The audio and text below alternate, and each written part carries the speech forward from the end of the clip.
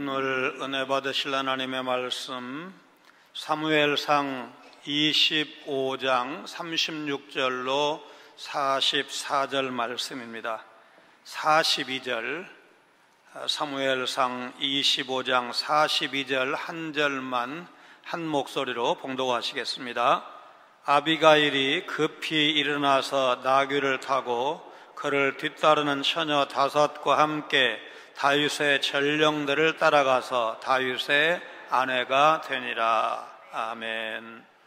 다윗은 직업은 목동이었지만 유명한 시인입니다. 시편 150편 가운데 거의 절반이 다윗이 쓴 시입니다. 말씀을 주야로 묵상하는 사람이었고 기도의 사람이었습니다. 전쟁에 나가기 전에 기도했고 전투를 시작하기 전에도 전쟁을 주관하시는 하나님께 기도해서 응답을 받아야 나가서 싸웠습니다. 앞으로 사무엘상 후반부 그리고 사무엘 하를 보면서 다윗이 이렇게 기도하면서 전쟁하는 그런 모습을 자주 보게 될 것입니다.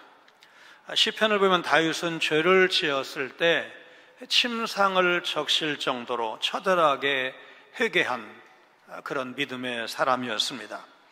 가드에서 블레셋 사람에게 잡힌 때 시편 56편 8절을 보면 나의 눈물을 주의 병에 담으소서라고 노래한 적도 있습니다. 충신 우리야의 아내 밧세바와 더불어 보통 사람도 짓지 않는 나쁘끄러운 죄도 지었고 여러 차례 실패도 경험한 사람입니다. 이런 수준의 사람을 하나님 마음에 맞는 사람이라 인정했다는 사실 여러분 이해가 잘 되십니까? 사람은 단점을 크게 보고 하나님은 장점을 크게 보시는 분이구나 그런 생각을 한 적이 있습니다. 하나님이 인정하신 사람이라고 했으니까 우리는 다윗으로부터 배울 것을 찾아야 합니다.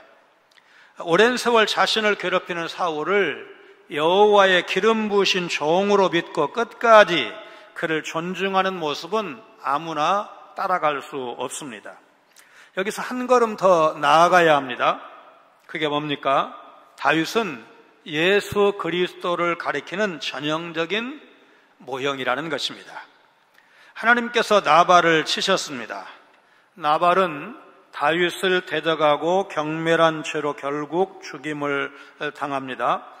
나발은 참된 왕인 다윗을 모욕하고 자신이 왕이라도 된 것처럼 왕의 잔치와 같은 거창한 잔치를 베풀고 크게 취하고 그야말로 오만하고 방탕한 삶을 살고 있었습니다. 36절로 38절입니다. 아비가일이 나발에게로 돌아오니 그가 왕의 잔치와 같은 잔치를 그의 집에 배설하고 크게 취하여 마음에 기뻐함으로 아비가일이 밝는 아침까지는 아무 말도 하지 아니하다가 아침에 나발이 포도주에서 깬 후에 그의 아내가 그에게 이 일을 말하며 그가 낙담하여 몸이 돌과 같이 되었더니 한 열흘 후에 여호와께서 나발을 치심에 그가 죽으니라. 다윗을 설득하고 집으로 돌아온 아비가일은 남편에게 아무 말도 할 수가 없었습니다. 집에서 큰 잔치가 열렸고 술에 크게 취해 있었기 때문입니다. 왕의 잔치와 같은 잔치라는 표현은 나발과 왕 사울을 은연중에 겹치게 하면서 두 사람의 종말이 유사할 것을 암시하는 표현입니다. 특별히 이날은 양털 깎는 날이었기 때문에 성대한 잔치를 벌였을 것입니다. 고대 이스라엘에서는 유목민들에게 일종의 추수와 같은 양털 깎는 날, 이날을 큰 잔치로 이제 축하했습니다. 앞으로 다윗의 아들 압살롬이 양털 깎는 날에 큰 잔치를 벌이고 아버지 다윗 왕과 왕의 아들들, 그러니까 자기의 이복 형제들을 초대하는 장면을 보게 될 것입니다. 그날 다윗은 그 자리에 가지 않았지만 다윗의 장남 암논이 그 잔치에 참여했다가 변을 당합니다. 나발의 집을 치러 오는 다윗의 마음을 돌려놓고 온 아비가일은 안도의 한숨을 내쉬면서 나발에게 다윗이 그냥 돌아갔다는 기쁜 소식을 전하고 싶었을 것이지만 술에 만취한 남편 나발을 보고 그날 밤에는 아무 말도 하지 않았습니다. 사울과 다윗의 긴 갈등 구조 속에 툭 튀어나온 것 같은 사무엘상 25장의 나발 이야기는 여러 면에서 사울왕을 떠올리게 합니다. 나발은 술기운에 매우 흥겨운 상태입니다. 방금 다윗과 나눈 대화를 이야기해 보았자 객기나 부리지 심각하게 받아들이지 않을 분위기입니다. 이 때문에 아비가일은 아침에 나발이 포도주에서 깬 다음에 어제 있었던 일을 말합니다. 아비가일이 구체적으로 어떤 말을 했는지 본문에 그 자세한 내용이 기록되지는 않았습니다. 그러나 아비가일이 말한 내용이 나발에게 큰 충격이었던 것은 분명합니다. 나발은 낙담하여 몸이 돌같이 되었다 그랬는데 여기 낙담하다라는 말은 그의 심장이 죽었다 그런 뜻입니다. 하마터면 자기 집 남자들이 몽땅 죽고 자신의 집이 망할 뻔한 상황에서 아비가일의 지혜로운 대처 덕분에 그 위기를 극적으로 모면했다는 말을 들었다면 가슴을 쓸어내리면서 안도하고 아내에게 감사했어야 정상인데 나발은 정반대의 반응을 보인 것입니다. 아마도 나발은 아내로부터 충격적인 소식을 듣고 일시적으로 뇌졸중이나 심장마비를 일으킨 것이 아닐까. 그리고 그 결과 몸이 돌같이 되었고 한 열흘 후에 죽었다고 했습니다. 성경 저자는 나발의 죽음 원인을 여호와의 심판으로 해석했습니다. 내가 너를 대적하는 자를 대적하겠다. 예사야서 49장 25절에 기록된 말씀대로 여호와께서 다윗을 대적하는 자, 곧 나발을 대적하신 것입니다. 몸이 돌과 같이 되었다는 말은 사무엘상에서 원수의 죽음에 대한 적절한 비유로 사용되고 있습니다. 이스라엘의 최고의 적인 골리앗은 다윗이 던진 매끄러운 돌에 맞아서 죽었습니다. 아비가일은 지난 시간 29절에서 다윗의 원수들이 물맷돌처럼 던져질 것이라 이렇게 예언을 했는데 자기 남편이 말하자면 돌처럼 굳어져가는 예언이 그렇게 이루어지는 거죠. 뇌졸중 혹은 심장마비를 일으켰다면 아마도 나발의 평소 건강에 문제가 있었을 것입니다. 아내인 아비가일은 그걸 알고 있었을 것입니다. 그래서 일부 학자는 나발이 술에서 깰 때까지 기다렸다가 충격적인 소식을 전한 것은 아비가일이 다분히 의도적이었다, 이렇게 좀 삐딱하게 해석을 하는 학자도 있습니다. 아비가일의 의도와 나발의 급작스러운 죽음 사이에 직접적인 관계는 없습니다. 그럼에도 아비가일의 행동으로 볼 때 내심 이 못된 사람 하나님이 더는 살려두지 않으실 것 같아 나발이 빨리 죽을 것을 예측했을 가능성까지 배제할 수는 없습니다. 더구나 원하건대 내 주의 여종을 생각하소서라는 말에 청혼의 의미가 숨겨져 있는 것이 맞다면 지난 시간에 그렇게 해석을 했잖아요. 다윗과의 성혼을 위해서 머리 좋은 아비가일이 때를 맞췄을 가능성은 없을까? 생각은 할 수 있겠지만 단정적으로 말하는 것은 조심스럽습니다. 나발의 삶은 하나님의 기름 부으신 왕 다윗을 거역하고 스스로 왕이 되어 자기 마음대로 사는 모습이 아닐 수가 없습니다. 그렇다면 이런 사람이 어떻게 하나님의 심판을 피할 수가 있을까? 하나님은 다윗이 이스라엘의 왕이 되는 과정을 통해서 하나님 나라가 예수 그리스도를 통해서 어떻게 이루어질지를 미리 보여주십니다. 다윗이 예수 그리스도의 모형이라는 사실을 생각할 때 이것이 내포하는 의미는 더욱더 충격적이라고 할 것입니다. 다윗에 대한 거부는 오실 메시아에 대한 불신앙이라 할 것이고, 다윗에 대한 모욕은 결국 그리스도에 대한 불경건이라고 봐야 하기 때문에 그렇습니다. 누가 감히 이렇게 살면서 구원받기를 구하겠습니까? 임박한 하나님의 진노가 있을 뿐입니다. 예수 믿지 않는 사람, 그저 먹고 사는데 또는 좋은 직장 다니고 있으니까 아무렇지 않게 바라보는 태도 한번 생각해 봐야 합니다. 불신자들은 예수 그리스도가 구원을 위한 유일한 길이고 그 예수님을 믿지 않는 것이 하나님의 구원의 은혜를 거부하는 가장 망령된 행위인 것을 알지 못하는 사람들이 바로 불신자들입니다. 요한복음 5장 28절 29절입니다. 같이 읽습니다. 이를 놀랍게 여기지 말라. 무덤 속에 있는 자가 다 그의 음성을 들을 때가 오나니 선한 일을 행한 자는 생명의 부활로 악한 일을 행한 자는 심판의 부활로 나오리라. 장차 불신자가 처할 암담한 처지를 영적인 눈으로 볼 수 있어야 하고 그들이 복음을 듣고 속히 들어와서 예수를 믿도록 우리가 도와야 합니다. 요한계시록 20장 14절 15절 말씀 같이 읽습니다. 사망과 음부도 불못에 던져지니 이것은 둘째 사망 곧 불못이라. 누구든지 생명책에 기록되지 못한 자는 불못에 던져지더라. 제가 영어 성경을 좀 봤더니 이 불못, 불의 호수, 레이크라는 그런 단어를 썼더라고요. 그러니까 우리는 맑은 호수 혹은 오염된 호수 이런 생각을 많이 하는데 불못, 꺼지지 않는 유황불 저수지에 던져진다. 이제 말하자면 지옥을 그렇게 묘사를 했습니다.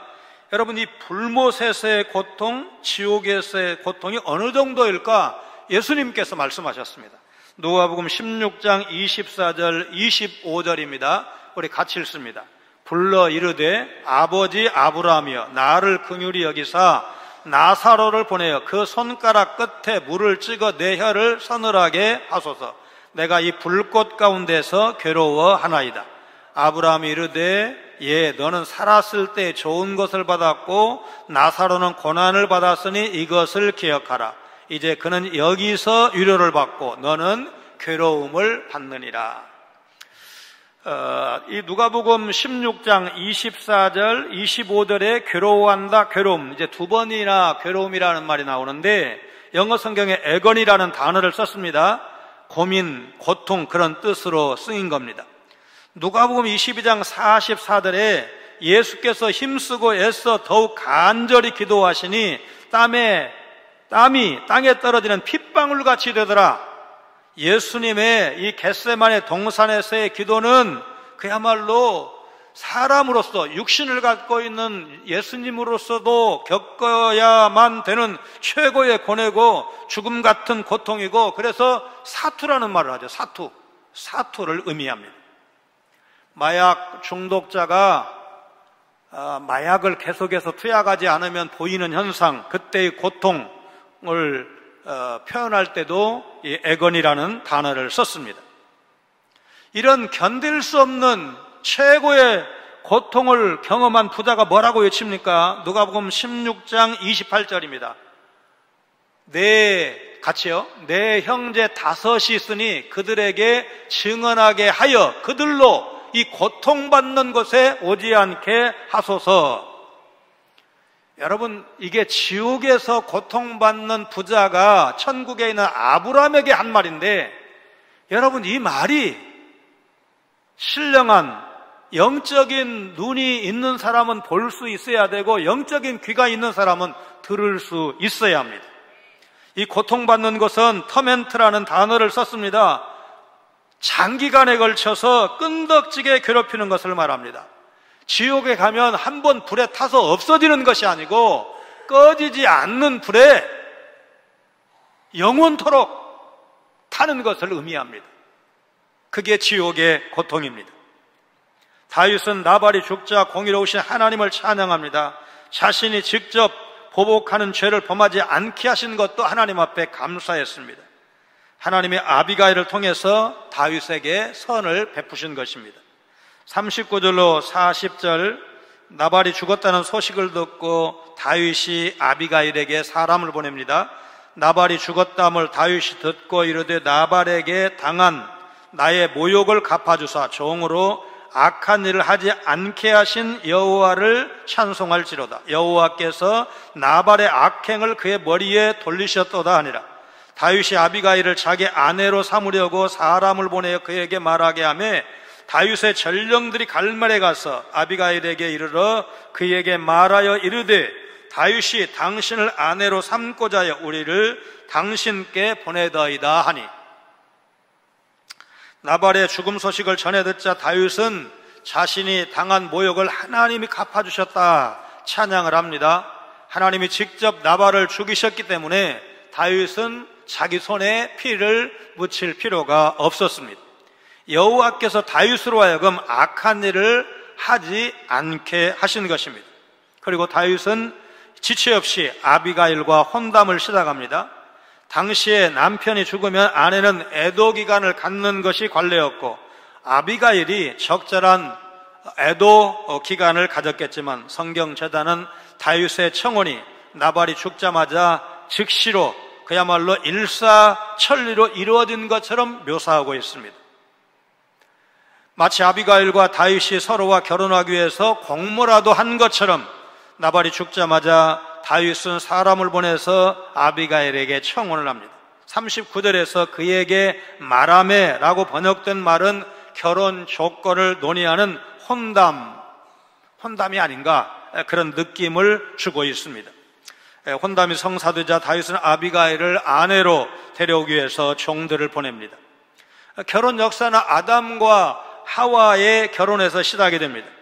인류 역사의 종말까지 결혼은 계속될 것입니다. 이삭과 리브가의 결혼 과정이 우리 기독 청년들에게 가장 좋은 모델이다. 이제 가정사역자들이 그렇게 제시를 하죠. 오늘 본문보다 한 8, 90년 전에 극적인 결혼이 있었습니다. 모압 출신 과부 룻이 시어머니 나오미를 따라서 남편의 고향 베들레헴에 오게 됩니다. 그리고 부유한 친척 보아스의 밭에 가서 이삭을 줍다가 보아스와 만나게 됩니다. 그리고 결혼해서 오벳이라는 아들을 낳습니다. 오벳은 이새를 낳고 이새는 다윗 왕을 낳았다. 성경은 기록하고 있습니다. 이방 여인 룻이 베들레헴 사람 보아스와 결혼하는데도 많은 사연이 숨겨져 있습니다.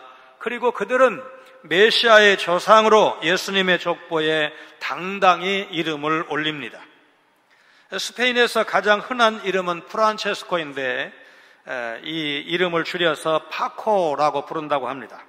하루는 스페인의 수도 마드리드에서 유명한 잡지 1연 광고가 실렸습니다. 파코야, 내일 정오에 몬타나 호텔 정문에서 만나자.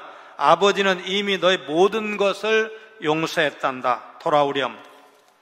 다음 날 정오 몬타나 호텔 정문은 수많은 청년들로 바글거렸습니다. 신문 광고를 보고 파코라는 이름을 가진 사람이 800명이나 모였기 때문입니다. 수많은 파코가 모여서 아버지를 찾느라 소란이 벌어졌고 결국 이들을 해산시키기 위해서 경찰까지 동원되었습니다. 사람이 얼마나 실수를 많이 하고 또 얼마나 용서를 받고 싶은 마음이 있는지에 대한 통찰을 담은 해밍웨이의 세상의 수도라는 단편에 나오는 이야기입니다. 용서받지 못한 죄는 사람의 마음을 평생 괴롭게 합니다. 평범한 사람, 착한 사람이라 할지라도 누구나 죄에 대한 근심을 안고 살아가기 마련이고 해결할 방법도 찾지 못합니다.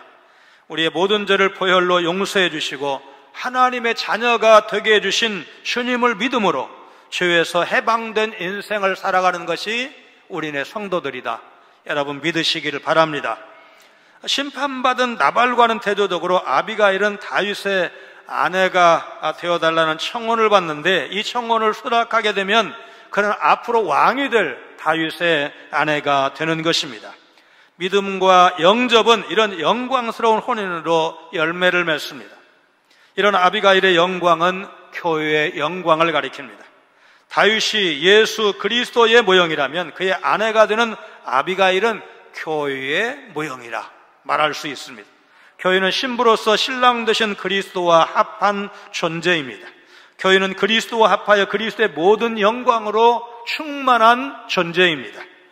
외형적으로 작고 상가에 새든 초라한 교회라 할지라도 교회는 기본적으로 구원의 복음을 전하고 거룩함을 추구해야 합니다. 주님의 사명을 감당하는 놀라운 기적이 그곳에서는 매일 일어납니다. 누가 이 영광스러운 교회를 조롱하고 무시할 수가 있을까? 교회를 우습게 여기고 무시하는 죄를 범하지 않아야 합니다. 교회의 영적 주소는 그리스도 안, in Christ입니다. 겉으로는 초라하고 부족해 보여도 영적인 눈으로 볼 때는 그 교회 안에 그리스도의 영광이 있다는 사실을 우리가 놓치지 않아야 합니다. 그러므로 주님의 몸된 교회를 귀하게 여기고 존중하고 섬겨야 합니다. 교회를 자신과 동일시하신 그리스도의 말씀을 우리가 기억해야 합니다. 믿는 사람을 핍박하러 가는 사울을 향해서 사도행전 9장 5절에 나는 네가 박해하는 예수라, 예수님이 말씀하셨습니다. 예수님은 사울이 믿는 성도를 핍박하기 위해서 다메섹으로 갈 그 순간에는 이미 부활하셔서 하늘 보좌 우편에 좌정해 계시는데 지상에 남아서 복음 때문에 핍박을 당하는 교회와 자신을 동일시하신 겁니다. 교회가 어떤 존재인지 알고 교회를 존중하고 섬길 때 그리스도의 큰 은혜 가운데 거할 수가 있습니다. 우리는 교회를 통해서 구원받았고 우리는 교회와 함께 진리에 서야 되고 한몸된 성도들과 교제를 나누면서 섬길 때 그리스도의 장성한 분량에 이르기까지 성장해 갈 수 있다는 사실을 여러분 믿으시기를 바랍니다. 다윗이 아비가일에게 전령들을 보내서 아내가 되어주기를 청했을 때 아비가일이 보여준 태도 아주 특별합니다. 아비가일은 어떻게 해서 이 다윗의 아내가 왕비가 되는 영광스러운 자리에 설 수가 있었습니까? 41절로 44절입니다. 아비가일이 일어나 몸을 굽혀 얼굴을 땅에 대고 이르되 내 주의 여종은 내 주의 전령들의 발 씻길 종이니이다 하고 아비가일이 급히 일어나서 나귀를 타고 그를 뒤따르는 처녀 5과 함께 다윗의 전령들을 따라가서 다윗의 아내가 되니라. 다윗이 또 이스라엘 아히노암을 아내로 맞았더니 그들 2사람이 그의 아내가 되니라. 사울이 그의 딸 다윗의 아내 미가를 갈림에 사는 라이스의 아들 발디에게 주었더라. 다윗이 보낸 종들을 통해 청혼 의사를 전달받은 아비가일은 주의 여종은 내 주의 사환들의 발 씻길 종이니이다 고백을 하면서 자신을 많이 낮춥니다. 요한복음 13장에서 예수님께서 제자들의 발을 씻기시는 이야기 여러 번 설명했는데 그때 여러분 기억하시죠? 발 씻기는 일은 그 집 하인들 중에서 제일 서열이 낮은 종이 발 씻기는 일을 한다고 했습니다. 그런데 지금 아비가일이 자신을 그렇게 낮추고 있습니다. 또한 이 말은 평민이 신분 높은 왕족과 혼인으로 친족 관계를 이룰 때 통상적으로 자신을 낮춰서 하는 말이라고 합니다. 그러니까 다윗과 결혼할 마음이 없다는 뜻은 아닙니다. 본문에 가면 아비가일은 그 말을 마치자마자 지체 없이 42절에 급히 일어나서 사환들을 따라 나섭니다. 다윗의 청혼에 망설임 없이 응한 것입니다. 이렇게 해서 나발의 아내였던 아비가일이 다윗의 아내가 됩니다. 다윗과 아비가일의 결혼은 일부 다처가 상황에 따라 용인되었던 고대 이스라엘 유목민 사회에선 있을 수 있는 일이지만 현대 사회에서는 옳지 못한 남녀 간의 결합을 합리화하는 다윗과 아비가일도 그렇게 결혼했잖아 일탈의 근거로 삼아서는 안 됩니다. 고대 유목민 사회에서 다윗과 아비가일의 경우는 사별한 여인을 구제하는 긍휼의 차원으로 생각할 수가 있습니다. 아비가일의 믿음과 지혜에 대한 하나님의 선처이고 다윗 역시 그런 선처의 의무 차원에서 아비가일을 여종으로 맞을 수도 있겠지만 아내로 맞아 드린 것입니다. 물론 아비가일과 다윗이 이미 한 번 만난 적이 있기 때문에 두 사람에 대한 외모를 묘사한 말씀 우리가 기억을 하죠. 다윗도 인물이 좋은 사람이었습니다. 아비가일도 아리따운 데다가 고운 데다가 지혜로운 여성이었습니다. 이 두 사람 사이에 어느 정도 호감, 애정을 가지고 있었을 것이라고 보는 것도 무리가 아니고 하나님은 그걸 반대하지 않으셨습니다. 남편을 잃은 과부였기에 율법적으로도 문제 삼을 수가 없었습니다. 다윗과 아비가일의 결혼이 우리에게 좀 낯설어 보이기는 해도 분명한 것이 하나가 있는데 적어도 아비가일은 하나님의 은혜를 입은 사람이었다. 그러니까 다윗에게는 뭐라고 좀 말을 할 수가 있지만 아비가일은 남편 죽고 나서 재혼한 것이니까 이 사람은 하나님께서 은혜를 내리셔서 믿음의 사람 다윗을 만나게 해주셨다.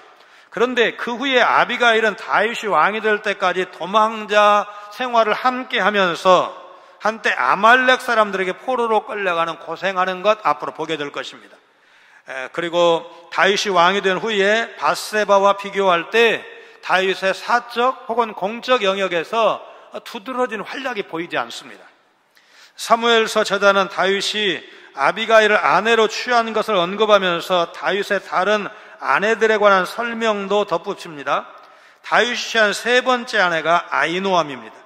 아히노암은 이스라엘 출신으로 장남 암논을 낳았다는 점 외에는 이제 별다른 정보가 없습니다. 그런데 다윗의 첫 번째 아내이자 사울 왕의 딸인 미갈은 발디라는 사람에게 이제 그 시집을 간 것으로 오늘 본문이 말씀하고 있습니다. 사울 왕이 무슨 법적 근거로 다윗과의 혼인을 일방적으로 파기하고 자기 딸 미갈을 시집을 보냈는지 분명하게 나와 있지는 않습니다. 그 후에 다윗이 2명의 아내를 더 취했다는 사실은 이제 파혼의 이유가 될 수가 없는데 그 당시는 일부 다처제가 용인되던 사이였기 때문에 그렇습니다.